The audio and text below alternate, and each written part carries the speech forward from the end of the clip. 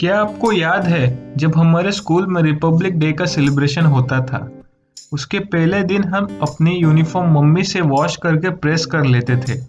सुबह जल्दी उठ के रेडी होकर स्कूल में जाना होता और वे कुछ अलग ही फीलिंग हुआ करती थी। हम सब सुबह 2001 के लिए स्कूल में जाया करते थे। अलग सी जोश में राष्ट्रगीत गाते थे। एक अलग ही प्राउड फीलिंग आती थी। मुझे पता है आप भी अपने स्कूल की यादों में खो गए हो। नमस्कार दोस्तों, स्वागत है आपके और हमारे चैनल बियर्ड पे। चलिए शुरू करते हैं आज के बियर्ड स्पेशल रिपब्लिक डे के एपिसोड में। ये एक स्पेशल वीडियो होने वाला है।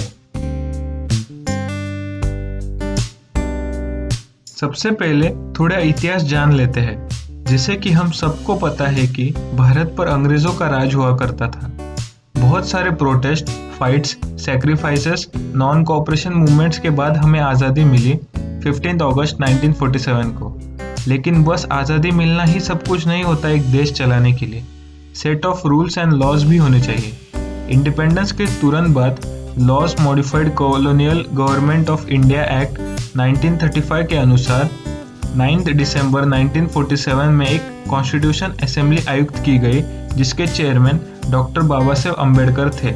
डॉक्टर अम्बेडकर जी ने 2 years 11 months एंड 18 days में भारतीय संविधान का निर्माण किया और संविधान सभा के अध्यक्ष डॉक्टर राजेंद्र प्रसाद को 26 नवंबर 1949 को भारत का संविधान सुपुर्द किया। इसलिए 26 नवंबर को भारत में संविधान दिवस के रूप में प्रति वर्ष मनाया जाता है। उसके बाद 26 जनवरी 1950 को पूरे देश में कॉन्स्टिट्यूशन लागू किया गया।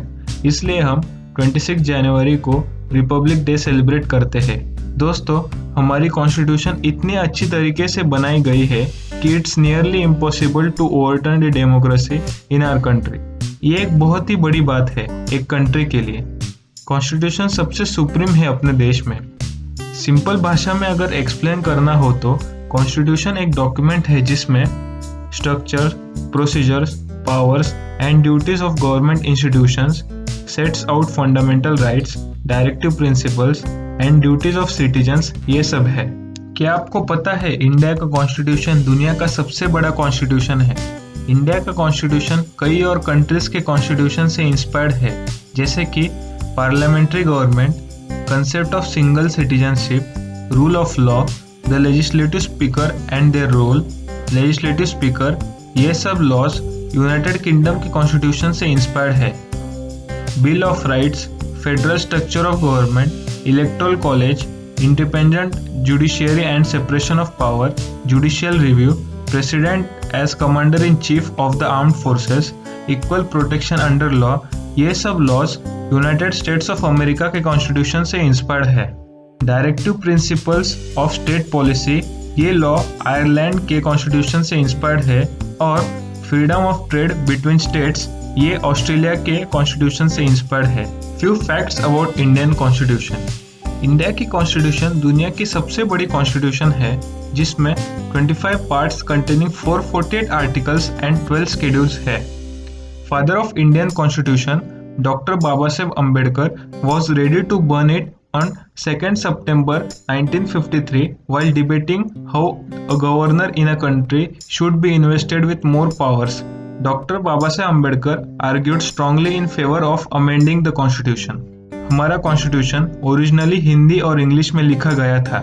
Our constitution makers took inspiration from various other constitutions while drafting the one for our country, which is why the Indian constitution is often called a bag of borrowings.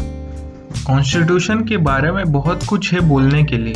अगर आपको डिटेल में जानना हो तो comment कीजिए comment section में। अगर आपको वीडियो पसंद आया तो लाइक कीजिए और चैनल को सब्सक्राइब कीजिए। वीडियो इंफॉर्मेटिव लगा तो शेयर कीजिए जितना हो सके उतना। Thank you so much for watching this video and happy republic day to all of you.